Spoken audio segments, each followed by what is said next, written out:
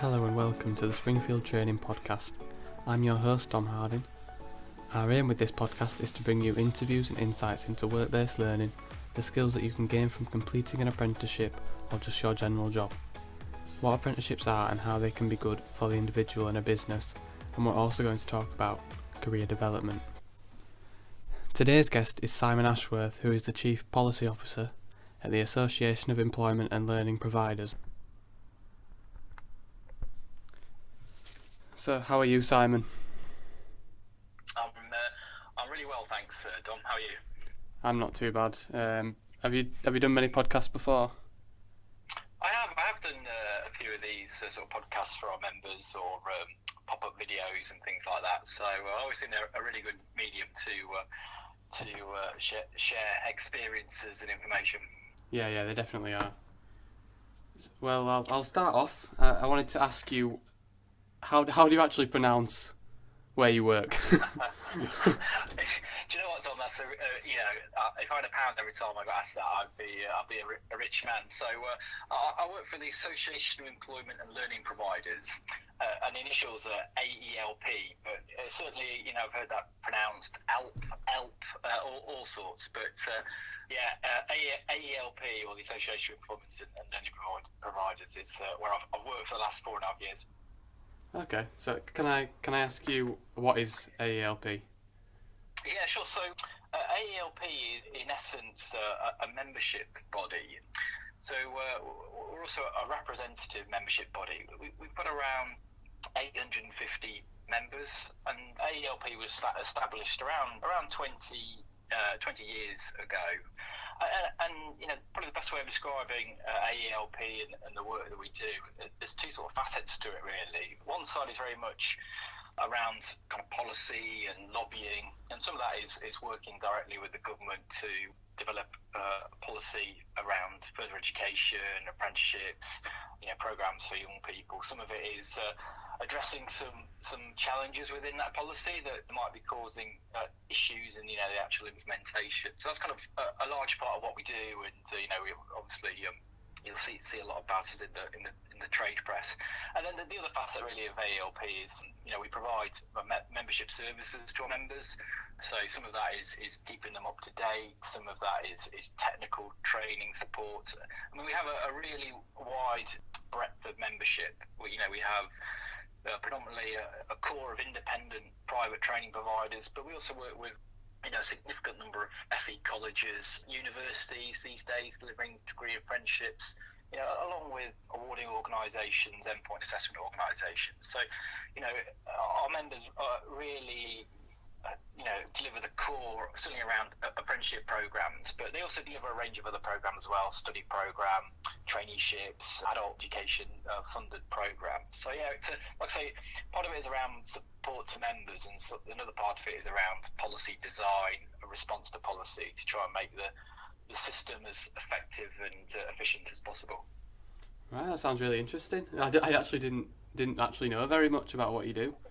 Right. Yeah. So what is actually your job role at AELP? Yeah, so my job role, I'm the Chief Policy Officer, and I've been doing this job for about 4.5 years now. I mean, what's really good about this job is it's extremely varied. So that the just talked there before around the wide range of members. And they've got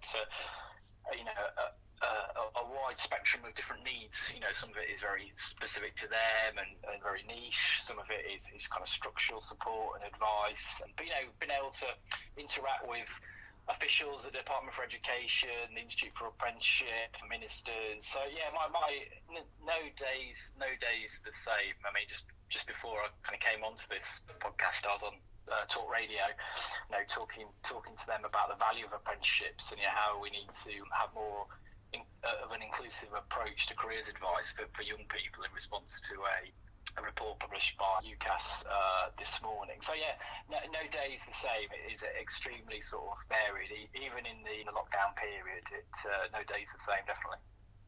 Well, that brings me on to my next question, because it's actually about lockdown. So we've had a year of lockdowns and sort of disruption to everything. What impact has this had on the apprenticeship starts and delivering achievements, etc.?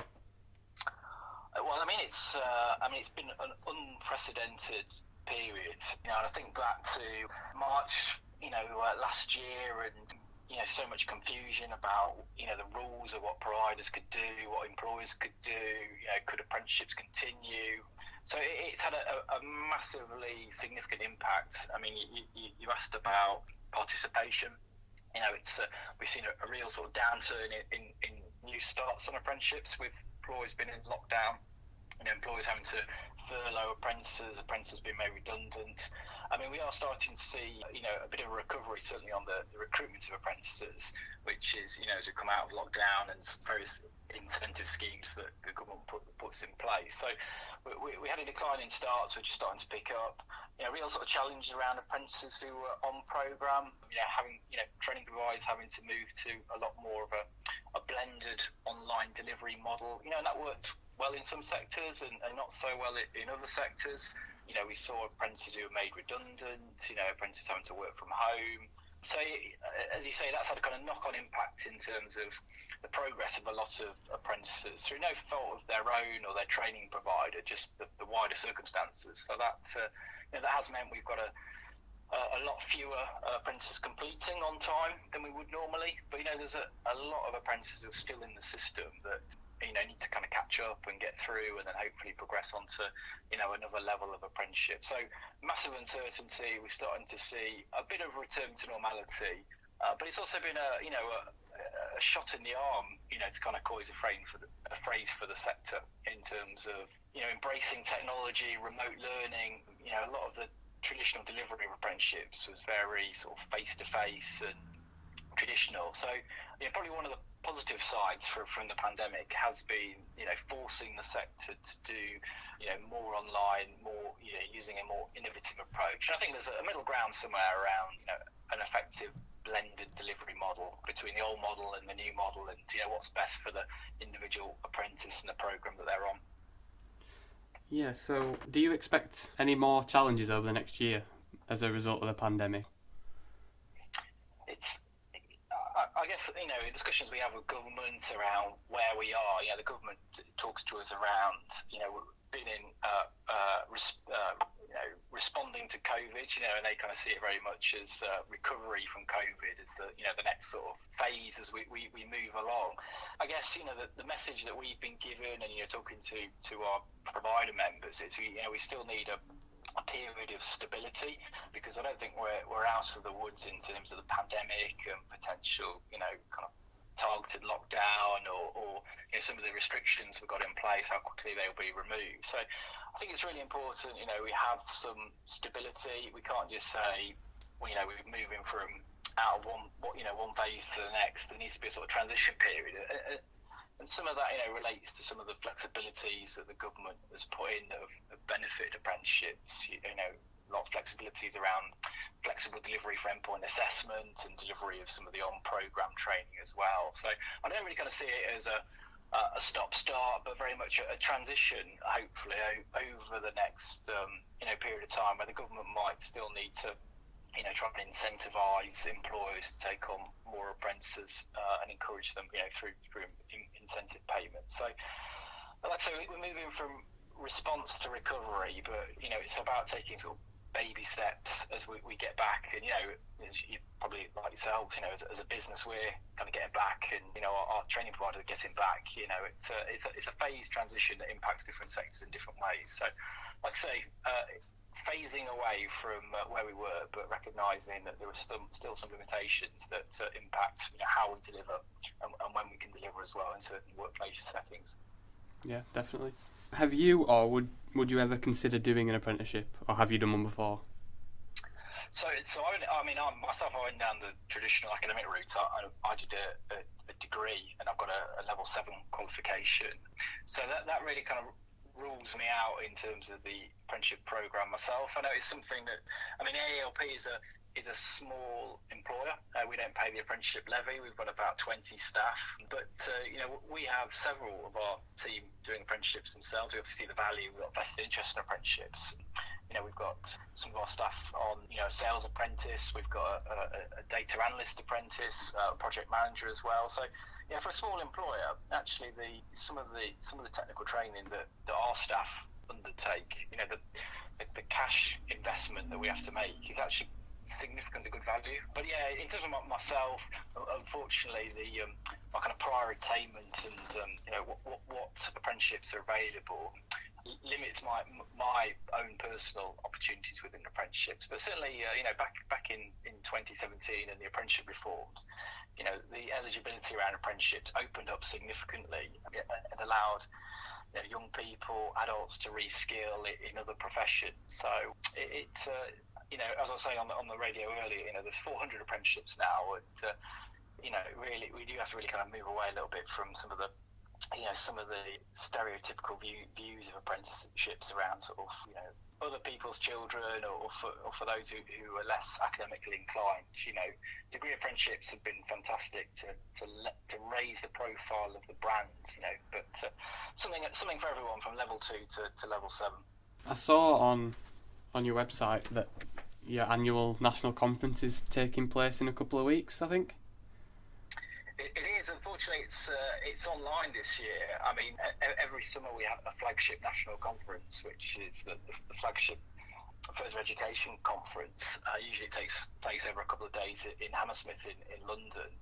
Yeah, we've got the national conference coming up on the 7th of June. It's actually a 4-day online event, but they're not full days. So I think it's a 10 till 2 over 4 days as a format, but it's a mix of plenary. So, we've got the skills minister coming. We've got sort of senior officials from the Department for Education, from Ofqual, from Ofsted, and they obviously come along and they present to our members in the sector around, not necessarily just looking backwards, but, where are we going towards, what's the future? And for a lot of our members, they have very little opportunity to ask questions and hear from senior officials about, what could be the next stage, what are the developments, what are they looking at. So always a good opportunity to see what's coming down the tracks, a chance for them to ask some questions. And we also have a number of roundtables and workshops as well, so some practical aspects for our members. I mean, the start of the new academic year is fast coming in August. Lots of changes around eligibility and funding rules. So some high-level messages from officials and ministers, some roundtable discussions from providers about what they've heard, what are the challenges, and also the practical workshops as well. I mean, having worked in a training provider myself for many years, it can be quite an isolating feeling sometimes. And I get lots of providers who phone me up and explain to me their sort of their troubles or struggles. And sometimes they're just looking for some reassurance that there is a lot of bureaucracy, and there are some shared challenges that they're not facing and others are as well. And that sort of peer network and that aspect of sort of stronger together really sort of resonates sometimes. And that's kind of one of the key things about AELP and being a membership body. Yeah. While I was looking at your website, I also saw that you have a blog page on it, don't you, called Ask Ashworth? Yeah. That's quite funny, that. It's funny actually. I remember when this kind of concept came up, and the previous chief exec, he actually thought of it as an idea, and what should we call this blog? And he very much favoured Simon Says, and I'm glad we came up with the sort of Ask Ashworth aspect. But in reality, where that blog came from was. It certainly started the pandemic back in March last year. It kind of only seems like yesterday, but a real vacuum of information for our provider members, for apprentices, from employers about what they could and couldn't do. Very dynamic and fast changing situation around lockdown. So really, there was a lot of fake news out at the time. You see a lot of it on social media. We also talk to officials, whether it's at the Treasury or the Department for Education, and we get these kind of key messages and changes that we need to be able to inform members. And we used to get a lot of queries from members, and a lot of them were asking the same questions. So the whole idea with the Ask Ashworth blog was to have a sort of centralised place where we could gather some of these questions, provide reassurance, advice to members around the funding rules, or what they could and couldn't do during lockdown. And it's kind of it's built from that really, and it's kind of a bit of a brand really, and an opportunity for certainly some of the people getting into the sector to look at what people have asked before and what advice has been given. So there's a lot of interpretation in what training providers do. Yeah, there are some black and white rules, but there's also some interpretation. And certainly from my own perspective, having worked in the sector for nearly 20 years, being able to give an informed view on what that might mean, what might be acceptable, what's kind of fact, what providers have to do. So that was really where the concept of the blog came from, and it's certainly evolved over the last 14 months. But wow, it seems like yesterday we launched that. But how time flies when you're having fun. It's funny. It's been a long year, but it's also been a quick year. Definitely, it's gone in a flash. I mean, like I say, it's going out there and meeting people and meeting providers and seeing apprentices again. It doesn't seem like it's been nearly a year and a quarter, year and a half, but hopefully we'll get back to normality sooner rather than later, whatever normality means in the new world. Yeah, exactly. It could be something we don't even consider normal, but it's going to be the new normal. Indeed. So I've got one more question. It's a question that we ask everyone when they come on this podcast. What profession, other than your own, would you like to attempt? Oh, the killer question. What other profession? It's that is a really good question. I always kind of fancied being an airline pilot, actually, many years ago. It's probably not the greatest profession to be in these days, in terms of what's happening with the aviation sector. But I guess where I've been very lucky with this job and working in FE, I get to go around and see lots of providers and the range of provision they do, and they've got some fantastic resources. Some of our providers delivering nursing apprenticeship, teachers, adult care, apprenticeships, logistics. So I guess that really opens the mind up to the range of opportunities out there that you don't always appreciate when you're much younger. But I'll probably stick with my previous comments around an airline pilot. But with hindsight, maybe that moving into that career wasn't necessarily a bad thing. Yeah, I didn't warn you about that question. I just threw that one in there. A killer question.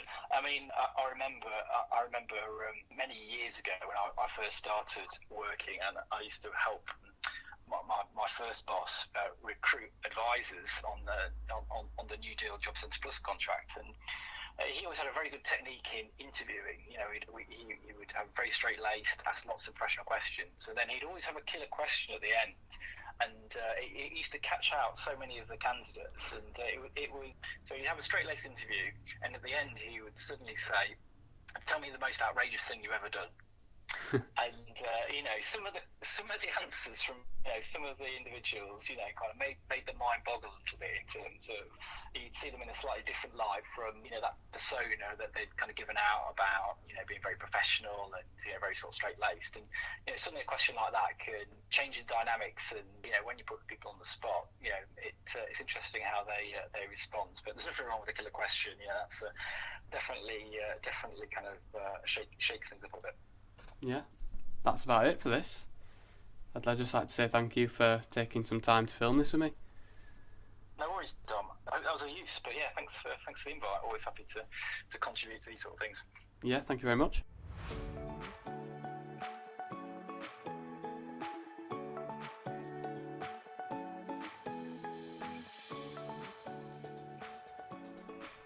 Thank you for listening to the Springfield Training Podcast.